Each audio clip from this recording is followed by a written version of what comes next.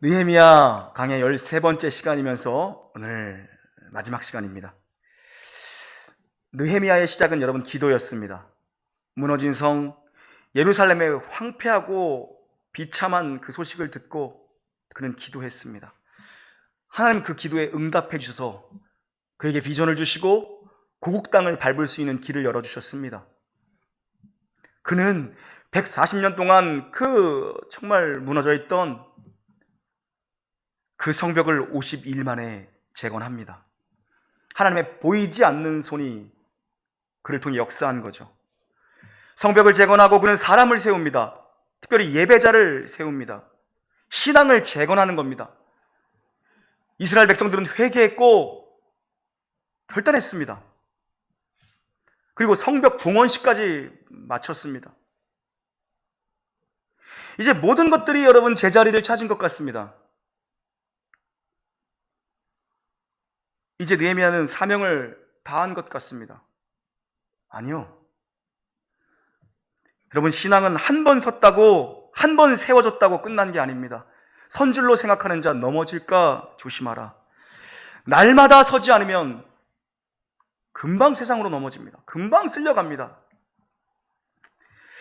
날마다 새로워지지 않으면 우리의 영혼은, 우리의 삶은 금방 부패합니다, 여러분. 교회도 마찬가지입니다. 말씀으로 개혁된 교회는 날마다 말씀으로 개혁되어져야 합니다. 왜요? 사람은 누구나 금방 타락하기 때문입니다. 말씀 앞에 내 자신을, 말씀 앞에 교회를 비춰볼 수 있어야 한다는 것입니다. 그리고 말씀 방향으로 다시 돌아가야 한다는 거죠. 날마다입니다. 이스라엘 백성들이 지도자들을 중심으로 은혜 받고 회개하고 결단했습니다. 믿는 사람답게 살겠다라고 서약하고 인을 쳤습니다. 너무 빨리 근데 그들이 무너져 버렸습니다, 여러분. 느헤미야서가 12장으로 끝났으면 얼마나 좋을까요? 11장으로 끝났으면 얼마나 좋을까요? 성전 봉헌식으로 그들이 찬양하고 끝이 났으면 얼마나 좋을까요? 우리가 주를 위해 헌신하게 살겠다. 우리가 돌이키겠다. 우리가 이방인과의 관계를 끊겠다. 우리가 안식일을 철저히 지키겠다. 우리가 10회를 온전히 드리겠다. 그렇게 찬양하고 복원식을 올려드리고 끝나면 얼마나 좋았을까요? 그런데 잉크도 마르기 전에 그들의 결단이 다 무너졌습니다. 4절부터 9절까지 다시 한번 읽어보겠습니다. 4절부터 9절입니다. 이전에 시작. 이전에 우리 하나님의 전의 방을 맡은 제사장 엘리야십이 도비아를 위하여 한 큰 방을 만들었으니 그 방은 원래 소재물과 유황과 그릇과 또 레이 사람들과 노래하는 자들과 문지기들에게 11조로 주는 곡물과 새 포도주와 기름과 또 제사장들에게 주는 거제물을 두는 곳이라. 그때에는 내가 예루살렘에 있지 아니하였으니라. 바벨론 왕 아닥사스다 32년에 내가 왕에게 나아갔다가 왕에게 말미를 청하고 예루살렘에 이르러서야 엘리야십이 도비아를 위하여 하나님의 전 뜰에 방을 만든 악한 일을 안지라. 내가 심히 근심하여 도비아의 세간을 그 방 밖으로 다 내어 던지고 명령하여 그 방을 정결하게 하고 하나님의 전에 그릇과 소재물과 유황을 다시 그리로 들여놓았느니라. 아멘. 6절을 보면 그때 내가 예루살렘에 있지 않았다라고 얘기합니다. 느헤미야가 그때 예루살렘에 있지 않을 때입니다. 느헤미야 1장을 보면 느헤미야가 아닥사스다 제20년에 기도하다 왕 앞에 나아갑니다.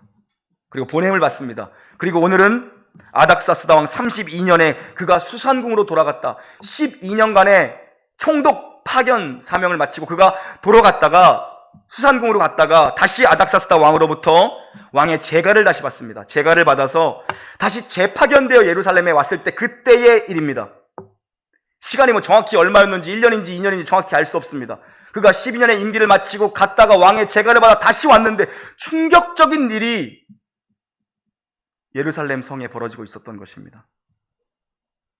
느헤미야가 자리를 비운, 지도자가 자리를 비운 그 시간 동안 다시 백성들이 본성대로 살아가고 있더라는 겁니다.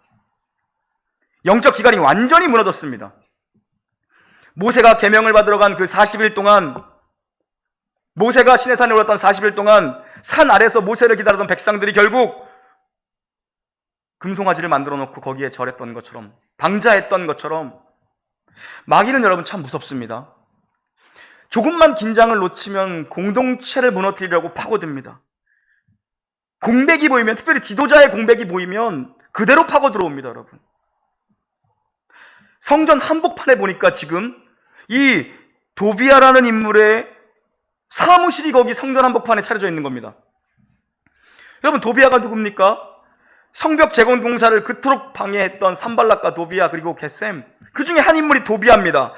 암몬 사람 도비아. 모압과 암몬은 영원히 이스라엘의 총에, 하나님의 총에 들어오지 못한다라고 말씀하셨는데, 그 도비아가 제사장과 혼인동맹을 맺고 성전 안에 VIP룸에 들어가 있던 겁니다, 여러분. 거기에 사무실을 차려놓고 자기 세간을 갖다 놓고 들락날락 출근한 겁니다, 도비아가. 참 이해할 수 없는 일이 벌어진 겁니다. 느헤미야가 와보니까 이해할 수 없는 일이 벌어진 겁니다. 대체 어떻게 이런 일이 이 시간 동안 벌어질 수 있는 것인가?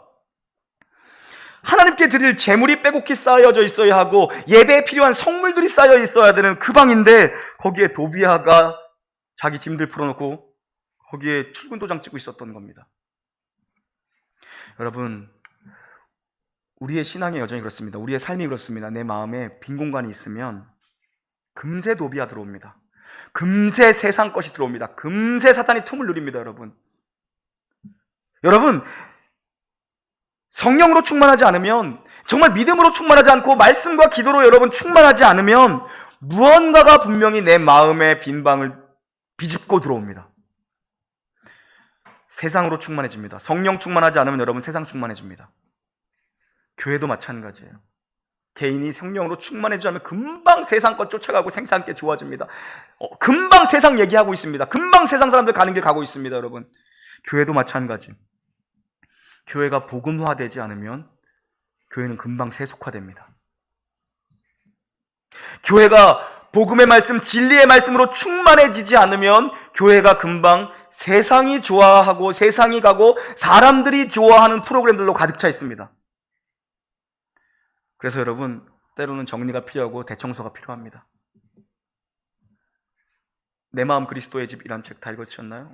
우리 수강하는 분들이 읽고 계시죠? 내 마음속의 방에 성령으로, 주님의 말씀으로, 주님의 은혜로, 기도의 능력으로 충만해지지 않으면 금방 여러분 먼지 쌓이고 거기에 악한 것들이 금방 방을 가득 메워 문을 걸어 잠근다는 겁니다, 여러분.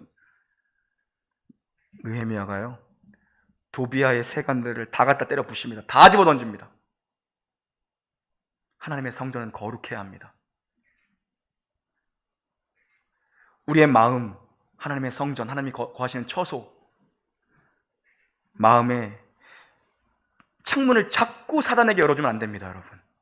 마음에 빈방이 있으면, 하나님으로 가득 채워지지 않는 것이 있으면, 그래서 여러분이 거하는 곳곳마다 하나님의 은혜를 누리고 은혜를 기억하고 하나님의 임재를 가득 채울 수 있는 것들을 여러분의 삶의 곳곳마다 설치해 둬야 됩니다. 차에도, 거실에도, 주방에도, 여러분의 사무실에도 하나님의 말씀을 계속해서 내가 내 눈으로 볼 수 있도록, 하나님의 말씀을 계속해서 내가 내 귀로 들을 수 있도록, 가는 곳곳마다 찬양 소리 가득하도록, 말씀 소리 가득하도록. 빈 방은 금방 사단이 차지해버립니다, 여러분. 지금 하나님께 예배드릴 성물과 재물이 있어야 되는 그 곳간 안에, 그 방 안에 도비아가 버젓이 자리를 잡고 있었습니다. 느헤미야가 다 때려부십니다. 여러분, 10절부터 14절 또 한번 읽어볼까요? 10절부터 14절입니다. 시작. 내가 또 알아본 즉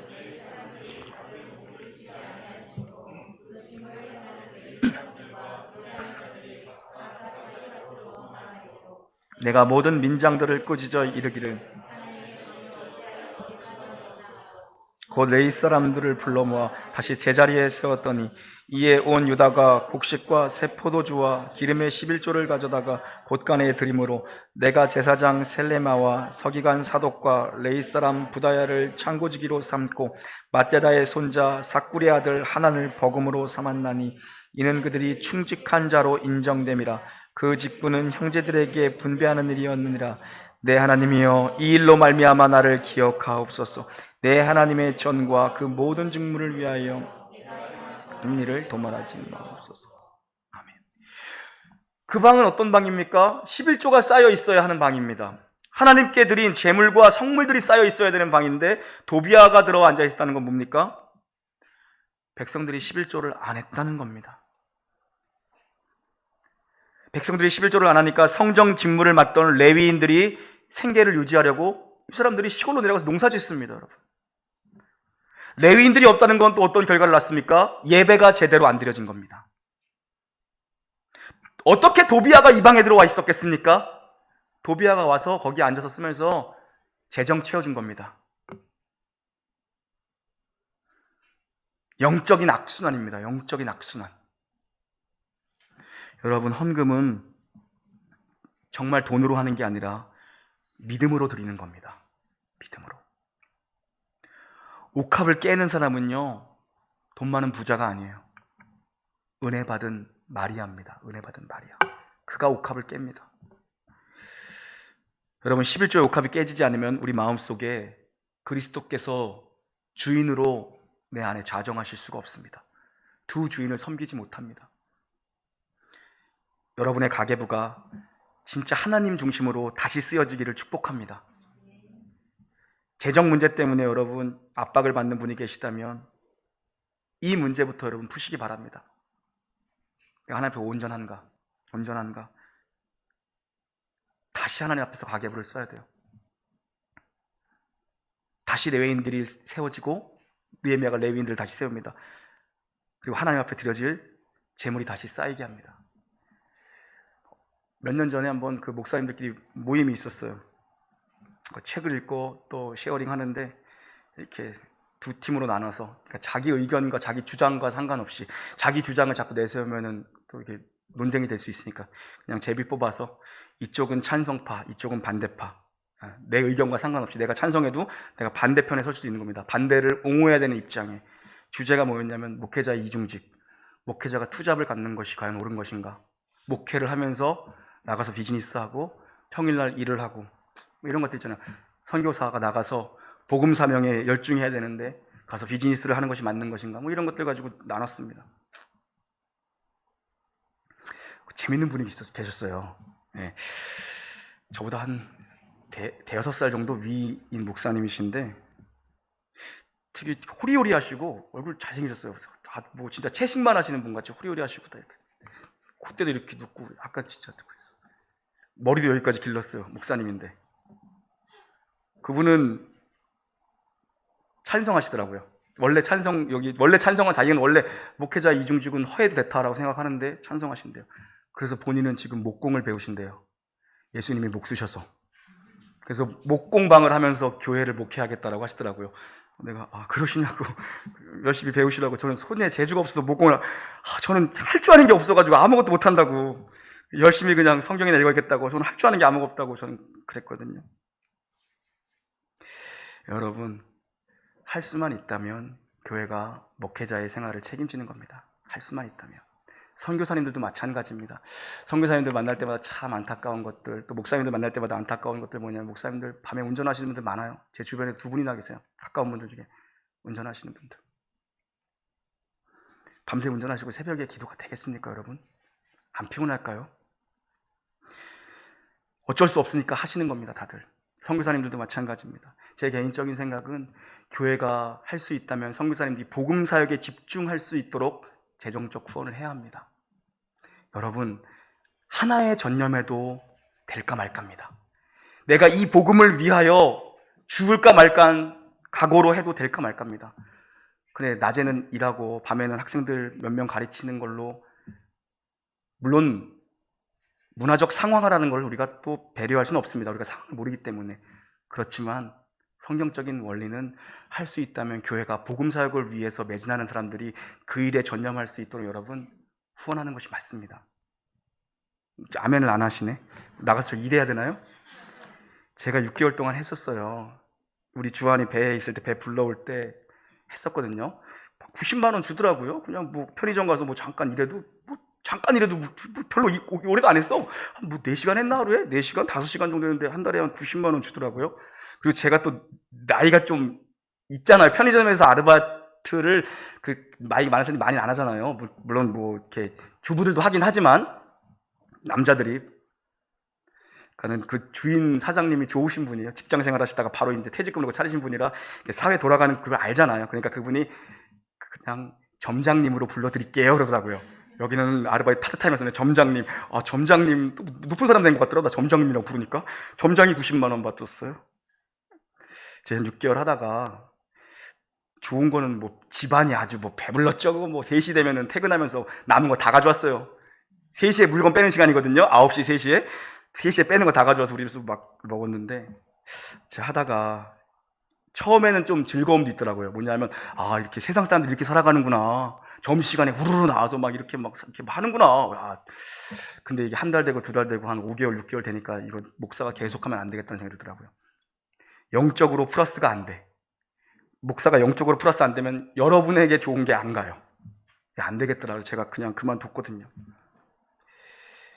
여러분, 그래서 될 수 있으면 교회는 목회자의 생활을 책임지는 거고, 목회자는 내가 이 일에 전념한다라는 마음을 가지고 중심을 가지고 가는 겁니다. 우리 목회자도 마찬가지고 선교사님들도 우리가 좀 그렇게 세워갔으면 좋겠습니다. 선교에 전념할 수 있도록, 정말 목숨을 걸고 선교할 수 있도록, 오직 복음에만 매진할 수 있도록 그런 교회로 세워지기를 주님의 이름 간절히 축원합니다. 여러분, 레위인들이 다 도망갔습니다. 11조를 하니까 레위인들이 도망가고 예배가 제대로 안 드려져. 그러니까 도비아 같은 자들이 돌아와서 돈으로 휘짓고 다닌 겁니다. 느헤미야가 깜짝 놀라서 다시 레위인들을 잡아옵니다. 다시 세웁니다. 다시 예배가 회복됩니다. 다시 11조가 회복됩니다. 다시 곡간이 찹니다. 영적인 원리거든요. 영적인 원리. 여러분, 15절부터 22절 보니까요, 느헤미야가 또 돌아보니까 이런 일이 있었습니다. 안식일에 장사하는 것이 너무 만연해 있던 겁니다. 너무 만연해 있었어요. 분명히 이들이 결단했지 않습니까? 이방 결혼하지 않겠다. 철저히 안식일 지키겠다. 온전히 11조 드리겠다. 다 깨졌습니다. 얼마 안 가서 다 깨졌습니다. 그래서 느헤미야가 안식일에 성문을 걸어 잠깁니다. 완전히 셧다운 시킵니다. 여러분, 안식일은요, 하나님 주신 창조의 질서의 리듬에 우리를 맞추는 겁니다. 중요한 원리입니다. 하나님이 주신 창조의 질서의 원리대로 우리가 다시 재조준, 다시 영점을 잡는 것이고, 다시 조율하는 것이고, 다시 튜닝하는 것이고, 다시 리셋하는 겁니다. 우리의 삶을 이 거룩한 주일에 우리가 하나 옆에 이렇게 모여서 예배드림으로써 우리의 삶을 다시 한번 주님 앞에 재조준하는 겁니다. 우리는 막 흐트러지잖아요. 금방 흐트러집니다. 우리의 삶은요. 삶의 질서, 영적인 질서들이 막 흐트러집니다. 예배를 통해서 이 거룩한 주일을 온전히 주님 앞에 보내면서 기준을 다시 잡는 거예요. 첫날을 주님 앞에 드림으로써, 이 거룩한 주일 첫날을 주님 앞에 드림으로써 우리가 기준을 다시 잡고 살아가는 겁니다. 여러분, 오케스트라가요, 무대에 올라가면 전체 단원이 착석해서 튜닝을 다시 한번 합니다. 분명히 연습실에서 각자 깽깽거리고 삐삐삐 하면서 튜닝을 다 해왔는데, 오케스트라가 무대에 딱 올라가면 전체 단원들이 착석하자마자 튜닝을 다시 합니다. 그때 기준을 잡는 악기가 오보에입니다. 라 한번 쳐주세요. 이게 미들라예요. A4라고 합니다. 4번째 있는 A음. 만국 공통입니다. 어딜 가나 이걸로 기준을 잡습니다. 오보에가. 중간에 있는 라 소리를 길게 불면 그 하나에 모든 악기들이 거기에 튠을 합니다. 집중해서. 그러면 그때 지휘자가 연주를 시작해요. 세계 어디를 가나 표준 음입니다. 그 오보에가 내는 그 4번째 라 소리가.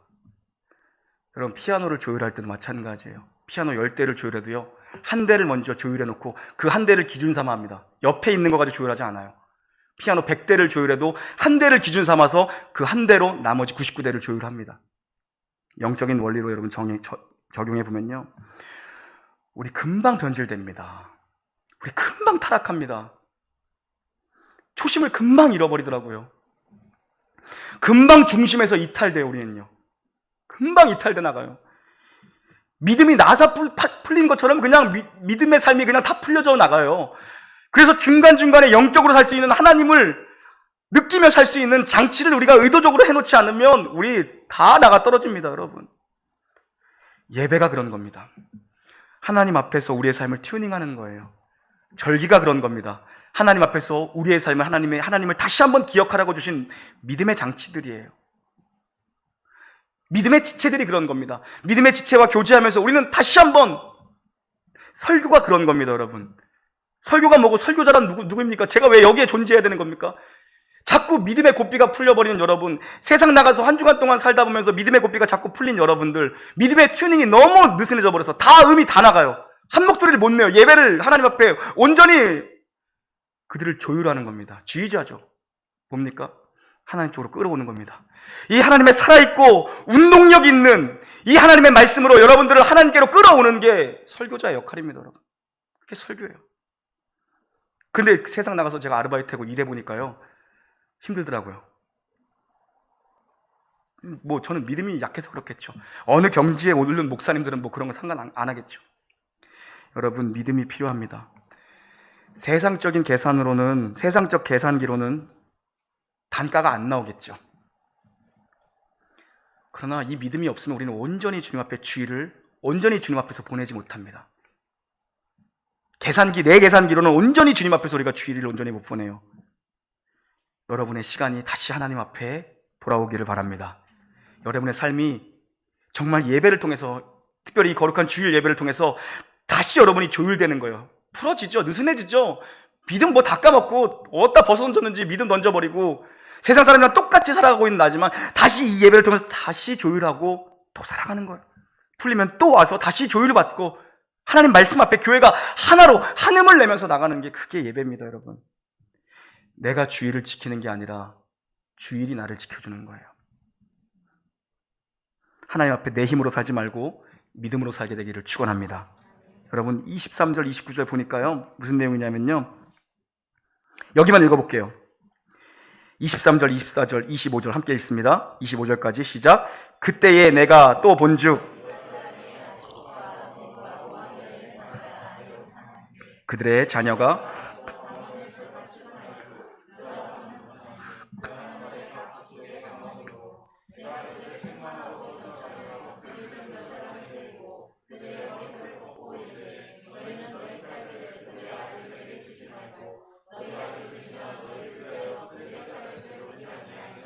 하나님을 가리켜 맹세하라 하고. 아멘. 이스라엘 왕조의 타락의 역사를 이야기합니다. 언제 이스라엘 왕조가 망했는가? 이방 여인들이 우상들을 끌고 들어올 때 망했다. 다윗의 아들 솔로몬도 그래서 망했다. 그 얘기를 합니다. 그렇게 이방 결혼은 안 된다고 다짐했지 않습니까? 이방 여인과의 결혼은 안 된다 그렇게 다짐하고 결단했습니다. 그런데 23절에 보니까 느헤미야가 돌아보니까 아스돗 모압 여인들이 두글두글거려요. 근데 귀를 기울여 보니까 느헤미야가 염려했던 일이 터져버렸습니다. 동네에 뛰어다니는 아이들이 보니까 아스돗 언어로 이야기를 하고 있습니다. 그리고 유단말을 못해요. 아스돗 방언은 절반쯤 하는데 유단말은 못하더라. 뭡니까? 모국어 엄마의 언어를 배운 거죠. 애기들은 엄마가 돌보잖아요. 엄마의 언어를 배운 겁니다. 아버지의 언어인 히브리어를 배운 게 아니라 아스돗 언어를 배웠어요. 엄마의 언어를. 그 얘기는 뭡니까? 성경을 안 가르쳤다는 겁니다. 이들은 성경으로, 토라로, 율법으로 언어를 배웁니다. 근데 그거를 안 가르쳤다는 거예요. 느헤미야가 봅니다. 이거야말로 민족의 미래가 없는 일이구나. 드디어 벌어졌구나, 이 일이. 이때 느헤미야가 도비아의 세간을 집어 던졌던 느헤미야가 이번에는 뭡니까? 25절에 보니까 정말 재밌죠. 잡히는 사람마다 머리털을 뽑습니다. 머리끄댕이 잡아다가 그냥 내팽개 친 거예요, 느헤미야가. 얼마나 화가 났으면 이방 결혼한 사람들 보이기만 하면 그냥 잡아다가 머리를 그냥 잡아채서 그냥. 여러분, 영적인 지도자는 사람들에게 박수 받는 자가 아니라 하나님께 좋게 하랴, 사람에게 좋게 하랴. 여러분, 우리가 신앙의 길을 간다는 것, 여러분 교인들 중에도요 되게 나이스해 보이고 젠틀해 보입니다. 좋죠? 그런데 여러분, 사람 앞에서 나이스한 것보다 하나님 앞에 외길 가는 충성자가 돼야 됩니다. 사람에게 좋게 하지 마시고 우리 모두 하나님 앞에 좋게 되는 그런 교회 되기를 바랍니다. 우리 30절 31절만 읽고 마치겠습니다. 시작. 내가 이와 같이 그들에게 이방 사람을 떠나게 하여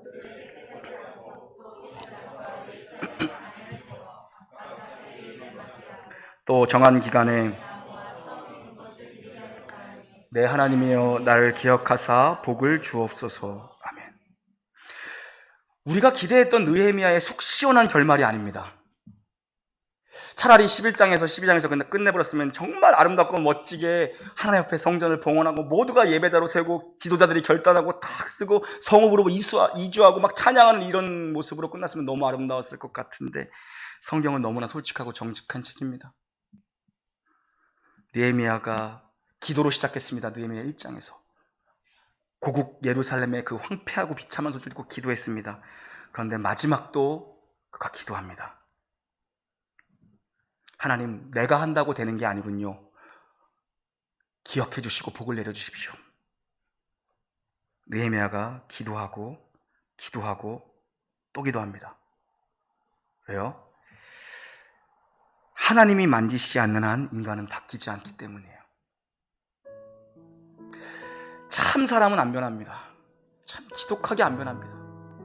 하나님이 만져주시지 않는 한 사람은 참 변하지 않습니다. 느헤미야 강해를 이렇게 마칩니다, 여러분.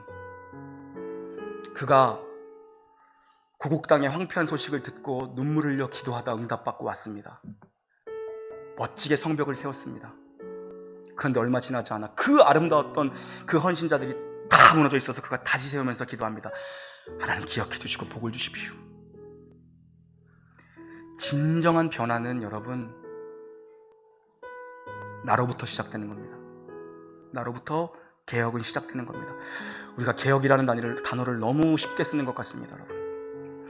진정한 변화, 진정한 개혁은 나로부터 시작되는 겁니다. 교회가 변화되지 않는 건 목사인 제가 변하지 않기 때문입니다. 여러분, 목회다 보니까 가끔가다 우리 놀라운 교회는 좀 다른 교회들 얘기 들어보면 거의 없다고 보는 게 맞는 것 같은데, 목회자를 힘들게 하는 성도들이 있는 것 같습니다. 우리 놀라운 교회에서 제가 목회자를 제일 힘들게 하는 성도입니다. 참 안 변해요, 사람. 저를 가장 힘들게 하는 교회는 바로 저입니다, 여러분. 여러분의 가정이 변화되지 않는 건 여러분 자신이 변화되지 않기 때문입니다. 여러분 남편이 변화되지 않아서가 아니라 여러분 자신이 변화되지 않은 것 때문이고, 자녀들이 변화되지 않는 건 부모가 변화되지 않아서 그런 거예요. 그 누구도, 그 어떤 사람도 남 탓할 거 없습니다. 나라가 변하지 않는 건 누구의 문제가 아니라 바로 나 한 사람이 변화되지 않았기 때문입니다. 기도 없는 변화는 없습니다. 느헤미야, 기도로 시작해서 기도로 끝납니다. 느헤미야 마치면서 우리가 잊지 말아야 될 건 뭐냐면, 여러분 자신을 위해서 얼마나 기도하십니까? 여러분 자신을 위해서 얼마나 기도하십니까? 제가 한번 생각해 봤습니다. 새벽에 기도하는 사이클이 있고 저도 저녁에 기도하는 사이클이 있는데, 새벽에 기도하는 사이클 말씀드리면 5시 반쯤 교회 와서 한 10분 정도 저를 위해서 기도하는 것 같아요. 10분 정도. 그리고 강단에 섰다가 내려가서 1시간 정도는 성도들과 교회를 위해서 기도하는 것 같아요. 그 저녁에는 좀 큰 기도를 합니다. 큰 기도. 큰 것들을 이루어달라고. 큰 것들. 저를 위해서 기도하는 시간이 너무 적더라고요. 제가 보니까 나를 위해서 기도하는 시간이, 목사인 저 자신을 위해서, 제가 저의 영적 생활을 위해서 기도하는 시간이 너무 적어요. 여러분은 여러분 자신을 위해서 얼마나 기도하십니까? 여러분 자신의 영혼의 변화를, 여러분의 삶의 변화를 위해서 얼마나 기도하십니까? 아마 여러분 자신보다 자식들을 위해서 기도하는 시간이 더 길걸요? 모르긴 몰라도. 내 자신을 위해서 여러분 얼마나 기도하십니까? 내 자신이 변하게 해달라고 여러분 얼마나 기도하십니까? 여러분, 우리 변해야 되지 않겠습니까? 아무렇지 않게 세상처럼 살아가는 나를 변화시켜 달라고 여러분 얼마나 기도해 보셨습니까? 여전히 내 안에 있는 이 죄악된 문제들, 여전히 몇 가지 죄악들을 끌어안고 사는 나의 못된 습성들을 끊어달라고 여러분 얼마나 기도하십니까? 나의 변하지 않는 이 나의 깨어지지 않는 이 자아를 하나님 깨달라고, 이렇게 남을 판단하고 정죄하고 욕하고 비난하는 이 내 자아, 나밖에 모르는 이 내 자아를 깨달라고 여러분 얼마나 기도하십니까? 하나님, 나 이렇게 불쌍한 인생입니다. 이런 나 불쌍히 여기서 좀 복을 주십시오. 나를 변화시켜 주십시오. 나의 이 변하지 않는 언어 생활 좀 주님 고쳐주십시오. 나의 고집스러운 완고함을 주님 좀 고쳐주십시오. 여전히 나만 옳다고 여기고, 여전히 내 남편이 틀렸고 내 자식이 틀렸고 여전히 나만 옳다고 여기는 사람, 이 교회는 왜 그러냐고 얘기하고 있는 여전히 변하지 않는 이 완고한 나를 위해서 하나님 나를 좀 변화시켜 주십시오. 정말 내 영혼을 위한 기도는 여러분 얼마나 드리고 있습니까? 여러분 재정관을 가지고는 얼마나 기도드리고 있습니까? 하나님께서 이 많은 물질을 나에게 주셨습니다. 여러분 큰 거 받은 겁니다. 얼마가 됐던 간에 온전히 하나님 앞에 드릴 수 있는 삶을 살게 해달라고, 내게 믿음을 주셔서 나도 좀 변화시켜달라고 여러분 얼마나 기도하고 계십니까? 남을 변하게 해달라는 기도 말고, 자식 잘 되게 해달라고, 자식 변하게 해달라고, 그런 기도 말고 여러분, 하나님 나를 좀 불쌍히 여겨주시면 안 됩니까? 나를 변하게 해달라는 나를 위한 기도는 여러분 얼마나 드리고 있습니까? 내가 변화되지 않기 때문에 가정이 변화되지 않는 겁니다. 내가 변하지 않아서 자식들이 안 변하는 겁니다. 자식들이 주께로 돌아오지 않습니까? 내가 변하지 않았습니다. 남편이 아직도 멀리 가 있으니까 내가 변하지 않았습니다. 교회가 은혜롭지 않습니까? 목사가 은혜롭지 않아서 그런 겁니다. 내 자신이 날마다 하나님 앞에 서기를 여러분 얼마나 기도하십니까? 내 자신의 영혼의 문제를 놓고 얼마나 하나님 앞에 기도합니까? 그래요. 열방을 위해서 기도해야 됩니다. 교회를 위해서 기도해야 됩니다. 그냥 정녕 나의 변화를, 나의 삶의 변화를, 나의 영혼의 충만함을 위해서는 얼마나 기도하냐는 겁니다. 찬양합시다.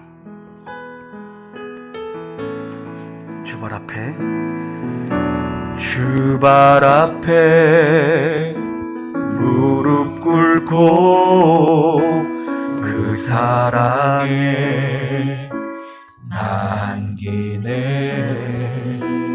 어떤 말도 그 어떤 소리도 그 말 앞에서 잠잠해지네.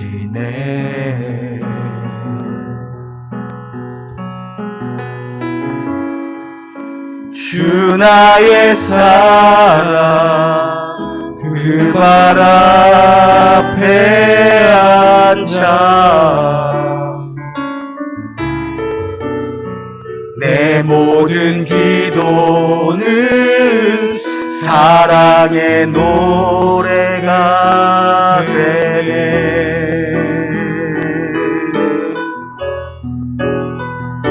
주의 옷자락 만지며 주의 두 발을 씻기며 주님 그 발에 입 맞추며 나의 왕관을 놓으리. 주의 옷자락 만지며 주의 두 발을 씻기며 주님 그 발에 입 맞추며 나의 왕관을 놓으리. 주의 옷자락 만지며 주의 옷자락 만지며 주의 두 발을 씻기며 주님 그 발에 입 맞추며 나의 왕관을 놓으리. 주의 옷자락 만지며 주의 두 발을 씻기며 주님 그 발에 입 맞추며 나의 왕관을 놓으리. 여러분 우리 잠시 기도했으면 좋겠습니다. 여러분의 영혼을 위해서, 여러분의 삶을 위해서 한번 기도해 보시겠습니까? 하나님, 내가 참 지독하게 안 변합니다. 내 마음이 너무나도 완고합니다. 우리 목사님의 말씀 속에 가장 반응하지 못하는 것이 바로 나 아닙니까? 말씀대로 가장 살지 못하는 것이 바로 나 아닙니까? 주님, 내게 믿음을 주시고 성령께서 내 마음을 기경하여 주셔서 나로 하여금 날마다 내 자신을 개혁하며 날마다 새로워지는 삶을 살아갈 수 있도록 날마다 내 영혼이 주님의 말씀 가운데 부요함을 얻어 삶의 능력으로 살아갈 수 있도록 남을 변화시키는 인생이 아니요 나를 먼저 가장 변화시키는 인생, 내가 변화되는 인생, 내 영혼을 변화시켜 주시옵소서. 다 함께 기도하며 나아가시겠습니다. 하나님 아버지 감사합니다. 아버지, 오늘도 주님의 은혜의 말씀을 제게 주셨습니다. 아버지, 내 영혼이 주님 앞에 깨지게 하여 주시옵소서. 내 영혼에, 내 삶에, 나의 깨져짐, 내 자아의 깨져짐, 나의 완고함의 깨짐이 있게 하여 주시옵소서. 하나님, 내가 깨어지고 내 죄가 깨어지고 하나님, 나의 교만이 깨어지고 나의 나됨이 깨어지게 하여 주시옵소서. 나의 영혼이 주님 안에서 늘 겸손하여지고 주님의 십자가 앞에 내 영혼이 닮았으며 내 삶에 예수의 흔적이 나타날 수 있도록 아버지 은혜를 내려 주시옵소서. 날마다 새로워지게 해주시옵소서. 남을 살리는 것이 아니라 나부터 살릴 수 있는 아버지 진정한 은혜의 삶을 살 수 있도록 날마다 말씀으로 내 자신을 개혁하며 말씀으로 날마다 기도로 내 영혼을 살릴 수 있는 아버지 복된 삶이 나의 삶이 되게 하여 주시옵소서. 나를 통해 우리 가정이 변화되고 나의 변화와 함께 이 교회가 변화되고 나의 변화와 함께 이 나라가 변화될 수 있도록 아버지 말씀으로 나를 날마다 개혁시켜 주십시오. 기도로 날마다 나를 변화시켜 주십시오. 내 영혼을 위해서 기도하게 하여 주시옵소서. 내 영혼의 구원을 위해서 기도하게 하여 주시옵소서. 하나님, 내 문제를 보게 하여 주시옵소서. 남의 눈에 있는 아버지여 티끌을 보는 것이 아니라 내 삶의 들보를 목격하게 하여 주시옵소서. 주님, 내 신앙이 날마다 새로워지게 하여 주시옵소서. 내 영혼이 날마다 성령으로 내 안에 모든 죄악들과 주님의 은혜를 받고 있는 모든 담벼락들이 하나님 아버지여 모든 세간들이 하나님 던져지고 깨어지게 해주시옵소서. 오직 하나님의 말씀으로 내 영혼이 살게 하여 주시옵소서. 하나님, 남을 변화시키려 하지 말고 내가 변화되게 하여 주시옵소서. 남을 목회하려 하지 말고 내 자신을 목회할 수 있는 우리 모두가 되게 하여 주시옵소서. 내가 변화될 때, 내 자신이 날마다 새롭게 변화될 때 가정이 살고 교회가 살고 나라가 살게 하여 주시옵소서. 우리의 모든 성도들의 영혼을 부유하게 먹이실 주님을 찬양하며 변화시켜 새 사람 만드실 주님을 찬양하며 우리 구주 예수님의 이름으로 감사기도 올리옵나이다. 아멘.